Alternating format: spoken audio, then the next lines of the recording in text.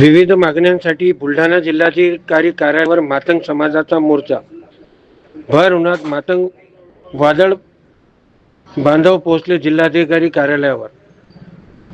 आज सकल मातंग समाजाचा मोर्चा जिल्हाधिकारी कार्यालयावर काढण्यात आला होता। अनुसूचित जातीचे वर्गीकरण करण्यासाठी मागणी शासनाने मान्य करावी या प्रमुख आणि इतर मागण्यांसाठी समाजाचा मोर्चा काढण्यात आला होता। स्थानिक जयस्तंभ चौकापासून तर जिल्हाधिकारी कार्यालयापर्यंत वाजत गाजत हा मोर्चा काढण्यात आला। या मोर्चात शेकडो स्त्री पुरुष समाज बांधव उपस्थित होते। यावेळी विजय अंबोरे सकल मातंग समाजाचे नेते असून त्यांनी या मोर्चाचे नेतृत्व केले व प्रतिक्रिया दिली।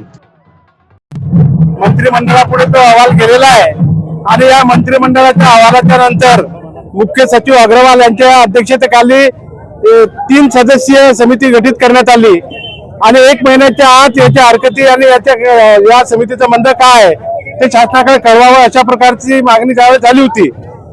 पण दुर्दैवाने 2 महिने झाले अजून अग्रवाल समितीने कुठल्या प्रकारचा अहवाल शासनाला दिला नाही, म्हणून त्यांच्या निषेधार्थ आणि मागणीसाठी उपवर्गीकरणासाठी हा मोर्चा या ठिकाणी आयोजित करण्यात आलेला आहे।